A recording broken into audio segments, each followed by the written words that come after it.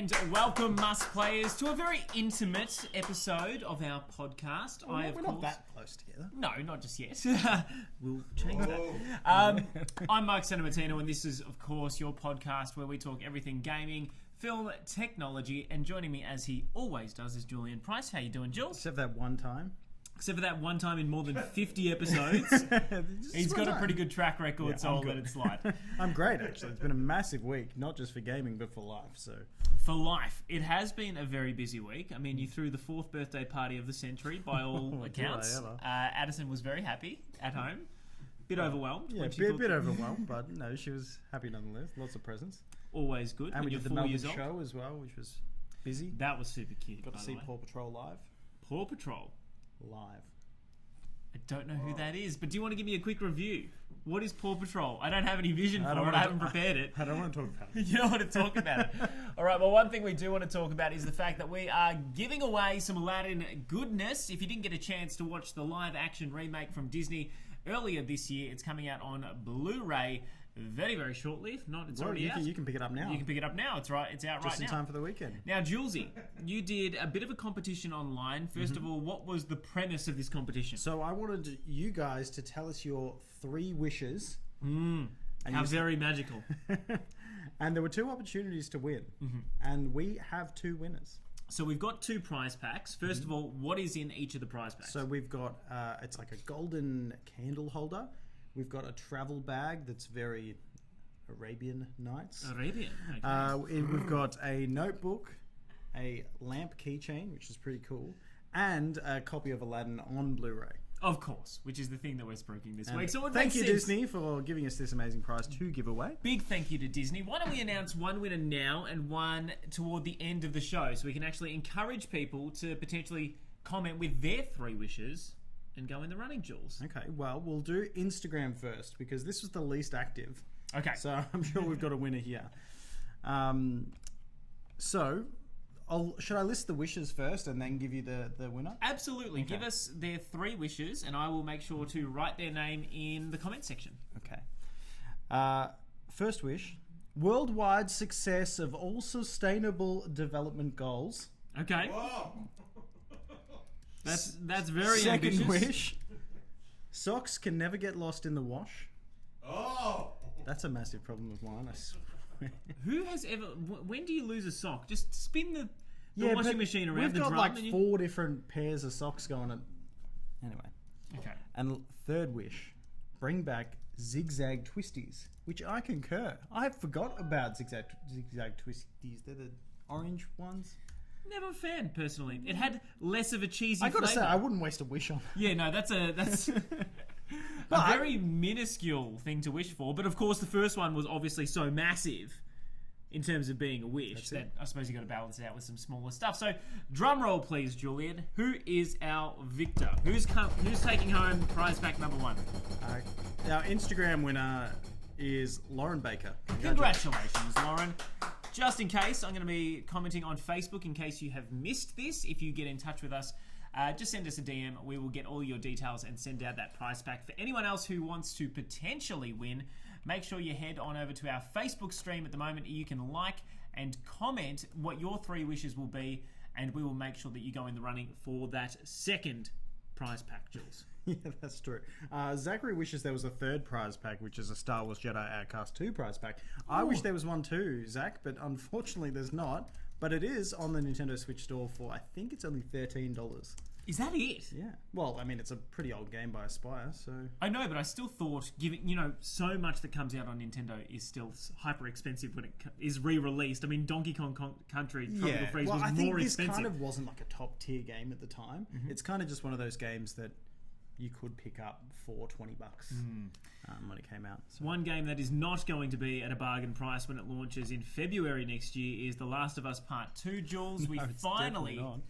I'd pay double for this game. Give it to me. I'll pay $180, whatever you need. I need it, and I need it now. Not only did they announce they revealed the date that the game's going to come out, they also announced all these great packs you can get when you pre-order, like with a statue and all that extra stuff. They sold out like in hours. Immediately. As soon as they went up, they were gone. So people are already like scrambling to try and find one of these exclusive statues, and It is such a revered series, and obviously there's only been one entry in it. So the fact that it's this loved, I think, only bodes well for the industry going forward. We know it's probably the last year of the PlayStation 4 and the Xbox One because we are expecting the big new consoles to hit late next year. And to think that Game of the Year for 2020 will likely have The Last of Us going up against Cyberpunk, going up against maybe the new Zelda game if it comes out next year. It's just going to be massive and great for gamers. It's great to see that the clickers are back. it looks and it feels by watching it that it's the exact same world, but it's just evolved. 10 years down the line. And we got a bit of an idea of what the story is going to be. If you are on a media blackout, I won't spoil that for you, but you obviously are playing as Ellie in this one. A very murderous Ellie by I mean, she all had those accounts. tendencies in the first part, but they have accelerated. Yeah, but when she was a little girl, there probably wasn't as much threat to her as she is now fully grown. It looks great. It looks moody. I can't wait. And I believe it's February 21st. We can February expect 21st to see, next year on PS4. which, to be honest, is a little bit earlier than I expected. I thought it might come mid to late next year. I'm more than fine with it coming out in February, but they're definitely going to do that thing where they re-release it when the PS5 comes out. They did it Absolutely. with The Last of Us Part 1 as well. I would want them to do that too. Yeah, they would have made it with the intention of releasing it again. So, I hope that when it does get a PlayStation 5 release, it's a genuine upgrade too. If they get some ray tracing in there and it just looks spectacular, sign me up. I'll buy it again. if you haven't played The Last of Us Part 1, it is on PlayStation Plus For free? for free this month. October, next month. Oh my god, that is my dream. Next month. Just get PlayStation Plus if you don't have it right now. I don't, so I need to maybe sign up, even though I already own the game. Now I'll just play it again from the disc. Yeah, just do that. That obviously is a while away. So as excited as we can get over a trailer, you can't get You as say it's excited. a while away, but it's really not. It'll be here before we know it. But my point is, you can only get excited. You can't get more excited for games than when they launch. And there was a game that launched today or earlier this week, which was Mario Kart Mobile or Mario Kart Tour. Now, this is actually some of your gameplay. You were playing around with it moments before. That's my gamer tag. Oh, there you go. If you want to find Jules as a friend. Or you can probably sign into my account through that ID. I don't care. This is it. It's Mario Kart Mobile, and look, I've only spent a very brief amount of time with the game. I got Toadette as my first character, which was not exciting at all. Really? That's the junk character right there. But anyway, I got Toad and Bowser. you've been playing a bit, so can you run me through? Well, I first of finished all, like what the it is? first cup. cup. Yeah, I'm going on to the second one. Actually, I just finished the second one. This is the last race. I didn't come first in it though. Spoiler alert. But hopefully the race starts up in a second. You can. It's very similar to regular Mario Kart in that you pick your character, you pick your kart, you pick your. But when you pick your glider. character, you're very. You can only pick the ones you've got. Exactly. Well, it's a huge gotcha mechanic in this game where they want you to unlock everything. This is a free game, so we know that they're going to try and get you to pay for it in some way, shape, or Well, form. you know, there's one way to unlock things, and that's subscribing. Yes, you can pay for a golden ticket, which I think is a bit too expensive for the game. $7.99 Australian a month to get the golden ticket for this game. That's a monthly subscription. That's more than Apple's subscription service for their 100+ games that they're bringing out. Yeah, which is insane when you think about it. Value for At the money end has of the never year, really been Nintendo's. you may as well just go and buy a Switch with Mario Kart on it. Absolutely. I mean, it's not going to have that same online concept, and it's not going to be, you know, in your pocket. But the Switch is pretty close. Now, talk to me about this gameplay, Jules, because you're clearly playing with the first control option in this race. Yes, standard controls. You can choose between standard and drift. I've gone standard. I'm still not used to it. As you can see, I'm flying all over the place. Yeah. It's really difficult to get used to steering. Have you played the drift controls? No, I haven't changed that. Okay, because I started on the drift controls, and it is borderline impossible to go in a straight line. The entire time I'm playing it, I mean, let's be honest, it looks quite good. The game runs really well on mobile. I like the idea that they've got with only using one thumb to essentially steer your character. But to be honest, the entire time I'm playing it, I'm just thinking to myself, why can't I just play regular Mario Kart? And Well, you can. I can, and that's the exact point. I can't ever see myself playing this game, particularly when we know that it doesn't pit you against other online racers a lot of the time. You're playing against ghosts or their previous race times. Yeah, so someone's going to essentially verse me, and they'll just see me going like this. Yeah. All over the shop. But you're doing better than I am, that's for sure. If you'd seen my races, Well, mate, I've I'm completed just off the track 8 the entire races, time. and I've only come second in that one. Compared to their other mobile games so far, and they are, in my mind, Super Mario Run, Fire Emblem Heroes, as well as the Animal Crossing game. I didn't play the Dr. Mario one at all. This, to me, is the worst of the 4. Well, I kind of disagree. I think this is the better one of... You reckon? Although, I haven't played Fire Emblem. Fire Emblem is a little bit different, but again, it's not trying to be the main game. Whereas I feel like this is trying to mimic it so closely that it just is never going to live up to what Mario Kart it's a actually is. quick fix. If you just want to quickly play something, it's there. But it's definitely not, it's not Mario Kart. Mind you, everything is two laps as well. So the races are relatively quick. If you're just Very on the quick. train, you can get out and no stress. So what was that, 3 minutes, 60 seconds? Is that what it says? Yeah, which is pretty quick. Adam Pether says he was expecting The Last of Us Part 2 for Christmas 2020, so February is great. I agree, the sooner the better. And he also says Toad is, I think it's BS. I can't read. BIS? The BIS. What does that mean, Adam? Run us through, Adam. Let us know what's going on. I'm old. Now, unfortunately, Adam, your brother is not here because he would be chatting to us right now with such excitement and exuberance about this next item of news that we wouldn't know what to do with him, frankly. And it is purely the fact that when Jurassic World returns, so the third installment in what is the second trilogy, effectively, that there's going to be some pretty big names coming back too, Jules. Yeah, not only are big names coming back, but there's no word of if other names are returning.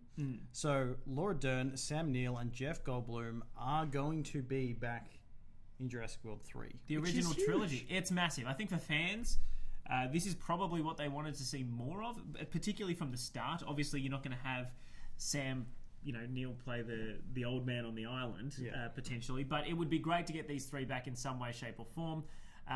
I'm amazed that they didn't stagger it out if this was an idea, but I also think it might be a response to the backlash of the second film, in that it wasn't particularly well received. It obviously went on quite a weird tangent. So I am interested to see what they do with it, but as you said, we have no confirmation that Chris Pratt is coming back, but obviously you would assume so. I'd be more than happy to not have Chris Pratt if we've got this cast in there. Yeah. So we'll see where it goes. But I'm pretty excited. Do you know the original Jurassic Park came out in 1993? Yeah. I was 2 years old. I was 1, which is pretty insane when you think about it. And the CG back then, when you consider 1993, that T-Rex still looks pretty decent. I think he's been updated. They're not 3D generated graphics. They had a model to T-Rex. Oh, yeah, I know what you're saying, but they still had to be animated in a computer. Oh, I'm sure there's some sort of effects. I don't know. We'll watch the special features and report back. Now, we wanted to do something different for this week's episode, and what we planned on doing was actually spending the entire time chatting while we were playing the Untitled Goose Game. Now, unfortunately, we've had some technical issues on my part. Sorry, although I did... No, we just didn't... We've never done it before, so we're just trying to work out how. The most frustrating thing is that years ago, I bought an Elgato HD60, which I've never used. It's $200 that has been pretty much wasted. My fiance bought it for me, and she gives me shit about it all the time. She's like, when are you going to use that $250 thing that I bought you? We'll just have to record some gameplay. And unfortunately, it turns out that we need the Elgato HD60S, so I don't have the S version, I've got an idea. to do streaming. Put that one on eBay, and then put the money towards the new one. I think that's what we're going to have to do. You can be like, never used. Yeah, I mean, it's literally never been used. But that is the problem. So we're going to see if we can get that up and running in a couple of weeks, because I think it would be so much fun if it was a little bit more relaxed and we were just playing through a game or even watching a movie or doing something with you guys for you to actually engage with and see some gameplay while we have a chat. But anyway, that's coming in the future. In the meantime, Untitled Goose Game from developers House, who are of course here in Melbourne, Which I still haven't grasped that they're in Melbourne. Yeah. That's so good. Obviously, this game has blown up online. The reviews are out. It's been out since Friday. It's number 1 on the Switch store right now. Yeah, so clearly it's selling exceptionally well. Yeah, it's in front of the new Zelda game. So Yeah.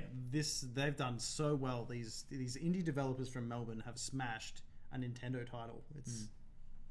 It's quite incredible. I mean, I finished this game already, not the bonus content, but the main storyline. It's quick, but Yeah. it's so satisfying that ending, Yes, which it I won't is. spoil. No, all up, I think I knocked this out on one flight to Perth. I think it took me less than 3 hours all up. Mind you, I didn't complete every task. I just completed what I needed to get through. And there's a few that I've got to go back and get, obviously, because I'm a completionist. But generally speaking, this game is full of charm. It's so nice to play. The music is really what gets me as well, because it changes when you do certain things. I'll try and turn the music up a little bit so people can hear it at home. But basically, a soft piano comes in anytime you're being a little mischievous, and it's all done just using an algorithm. So there's a lot of the time there's no music at all. But when you're creeping up on the gardener like we see now, or doing something like turning on that sprinkler, which I'm sure this player is about to do eventually, it slowly comes in, and if you're being chased, it really picks up the pace, and it just adds something nice to the game that I personally wasn't expecting from a musical point of view. Yeah, it's really good. I put up 2 minutes of my highlights on our Facebook page and YouTube if you want to have a look. But yeah, it was just really enjoyable, but it was quite challenging at the same time. So that broom in the second area. All right, we don't want to give away too many puzzles, but I think it's break the broom.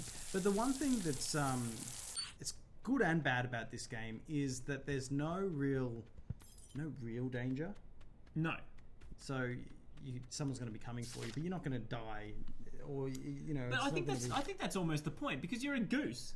There's no consequences in a goose's life. Absolutely like really, not. unless you come up Unless against you a get kicked real out of the pub. asshole of a person who's going to physically assault you. Generally, as a goose, you get away with whatever you want. So that's the best bit about this game.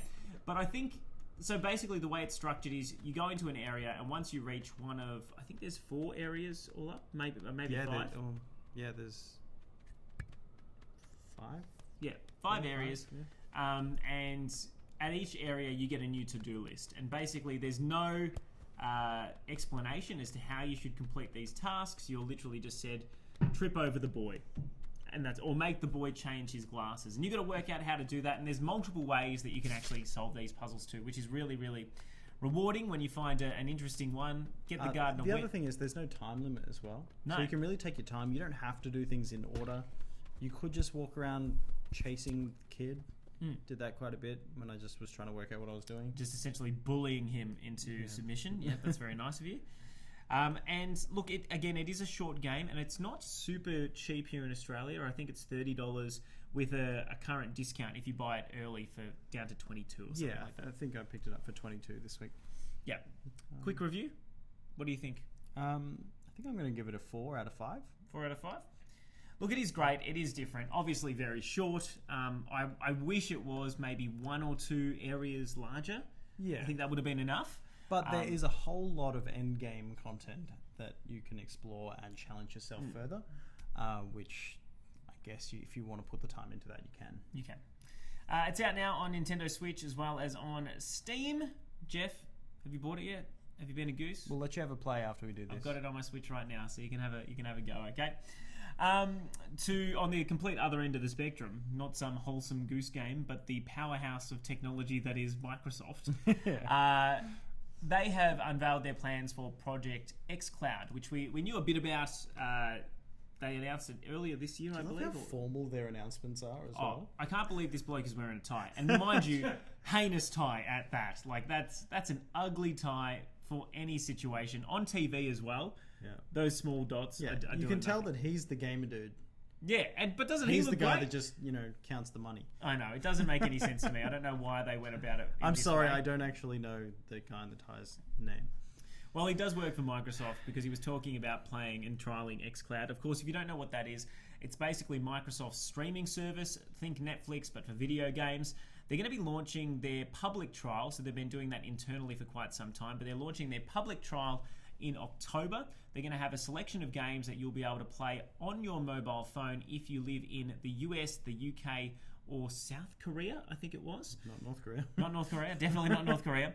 And the games will be Halo 5 as well as Gears of War 5 and Sea of Thieves is going to be on there as well. Yeah, and Killer Instinct. Oh, and Killer Instinct. So All you need to play, though, is a wireless Xbox control with your Android device. Yeah. So, I mean, they've obviously got to come up with some quality of life ways of doing that, because if you're just on a bus and you've only got this and your controller, well, it's going to be pretty horrible as you try to balance it on your legs and play. They're going to have to come up with some sort of I think there already stands for your controllers, but I can't imagine us doing that for another 20 years on a bus in Australia. I don't think our internet could handle that. No. That being said, 5G is slowly rolling out, so when it give it does, some time. That's what I think. If it doesn't kill us first. Yeah, don't get me started on that. There is no scientific evidence that radio waves can actually penetrate, do damage to skin cells. Just ask Australia's. Oh my God, what is the? What are you shaking your head at me like that? Not true. No, it is. Radio waves. Oh, sorry, low frequency radio waves. That's what I meant to say. Low frequency radio waves, which is what the mobile spectrum is, where it sits.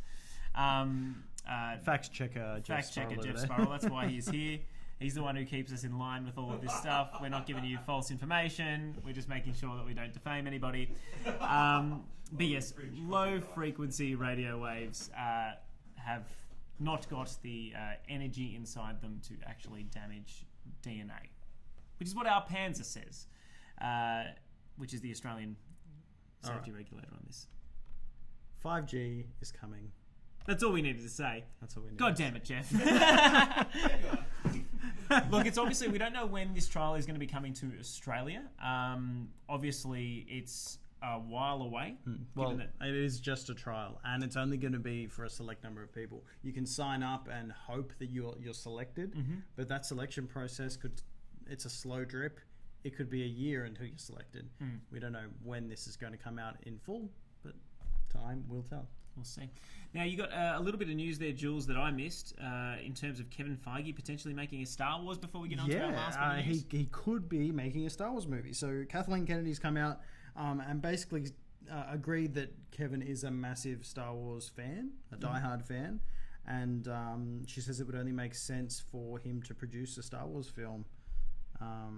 So hopefully that's in the works. Thing. He's done great things with the Marvel Cinematic Universe. I would love to see Episode 9 before I pass judgment on this current Star Wars trilogy, but I personally have liked Episode 7 and 8. It was the ones in between that I really disliked. If you don't like them, just don't watch them. And I don't. But I like them a lot. Not anymore. Anyway, I don't think that he necessarily needs to go there. I think Lucasfilm has enough smart people. Well, they've already locked in... the Game of Thrones directors? Ryan Johnson. Ryan Johnson for another 3 films. I don't really particularly Jon Favreau mind. I think Jon Favreau on The Mandalorian is going to be great launching in November. I think I'd rather just Kevin Feige stick to Marvel. He's got to prove it. No, that's way more complicated than Star Wars, and we need somebody like him to steer that ship. And the last bit of news that we wanted to chat about for today is purely the fact that Mark Zuckerberg is really pushing VR. Of course, we know that Facebook bought the Oculus technology a couple of years ago now, and he has come out and reaffirmed his belief that VR is not just the next big thing in terms of gaming, but in terms of media interfacing in general.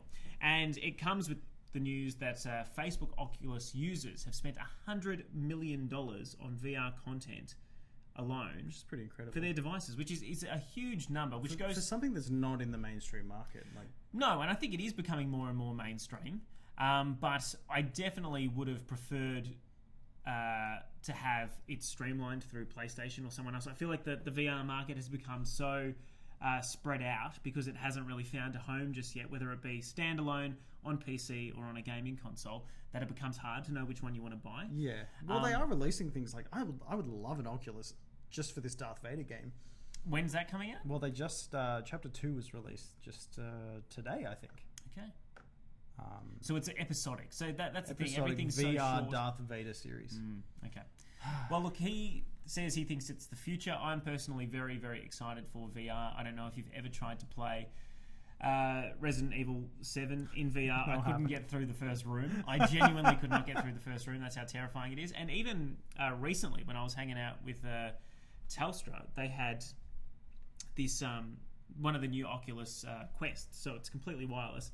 And even though it doesn't have the same processing power, so the visuals aren't as great, I stepped into this little demo where you walk into an elevator, you go up to the top, and then the elevator doors open, and all that there is like a plank, and you're in like the skyline of a city. And so it just plays with your innate fear of heights and this idea that you're going to fall, but it forces you to step out. And even though you can see underneath, this little gap in the device, you can see the actual ground, it's just so hard to get yourself to step out. So clearly it has an ability to trigger an emotional response, which is what media has been trying to do since its inception. And it has the ability to do that so naturally. I just wish more content comes for it, but if they're selling $100 million worth, you would hope that that's not far away, Julesy. Well, I can only imagine the numbers only going to go up. Just quickly, Ben Bremer has an Oculus. Does he? And he says he has the Vader game. You're kidding me? And he hasn't even played it yet. That makes no sense for our biggest Star Wars fan at Channel 9 News. Benny. He needs to lift. Come on, Ben. Play it for us and you can give us your review next week. Hopefully we can play it on the show one day, because that would be fantastic, I think, to introduce a bit of gameplay. Weren't able to do it for you this week. Again, apologies for the delay. We had a couple of things on last night that meant we had to push it back to today. Hopefully we get the whole band back together next week, Jules. Yep, and it looks like we'll probably be doing Thursdays from now. Yeah, I hope that's okay with everyone. I know we've been doing Wednesdays all year, but unfortunately, Fish needs to start playing rugby on a Wednesday night. How selfish of him. That's fine. We love him anyway. Thank you again for watching. Bob, before we go... Whoa! My God, how dare I? Yes. We've got another prize pack. Get another prize pack winner.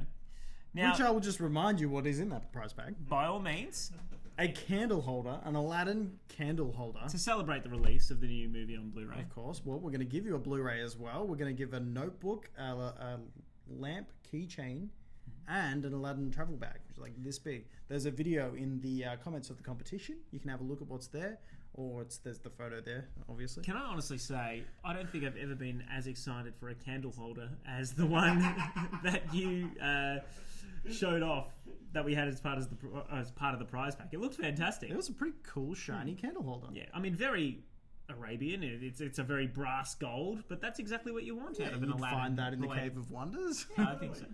No, I think it looks great. And Jules, We do have a I'll winner. give you another drum roll. Do you want to tell us who our second winner is? This is our Facebook winner. What were his wishes Alrighty. first? It's a him. It's a him. I can reveal His that. first wish was to have the full Dragon Ball Z Tarzo collection. Excellent. That's a great wish. That's a fantastic wish. The second wish is for Monster Energy to have the same health benefits as water, Oh, excellent wish. and streaming services to halve their fees. I love this. He hasn't even asked for unlimited money to pay for his streaming services. He just wants them And a that's fraction going to cheaper. benefit everyone. I know. That's like a world peace right there. That's more. Anyway, well, thank you, Sean Hegenberg. Congratulations, Sean. You are our second Aladdin prize pack winner. Thank you again for watching our show, if you do, or for at least getting involved in our competition. We've got another one coming up in a couple of weeks' time. Details to be revealed. Yes, we shall do that very, very shortly. Of course, if you like the show, make sure to follow us on Facebook, Twitter, and Instagram. We do not have a Snapchat because who cares? We're also on YouTube and Twitch, and we broadcast this every week. I'm going to say, not every Wednesday night, every week at 8 o'clock, which we think from now on is going to be a Thursday. Let us confirm. Yes, thanks for sticking with us. Oh, and just a quick side note, we cracked 500 likes this week on our Facebook page, so thank you for supporting us. The Must Play juggernaut is growing. Just you wait, world. We're coming for you. We're coming for you. Well, look, thank you again for watching, everyone, and have an excellent week. Let us know what you're playing in the comments. We would love to get a review from you next week. Good night.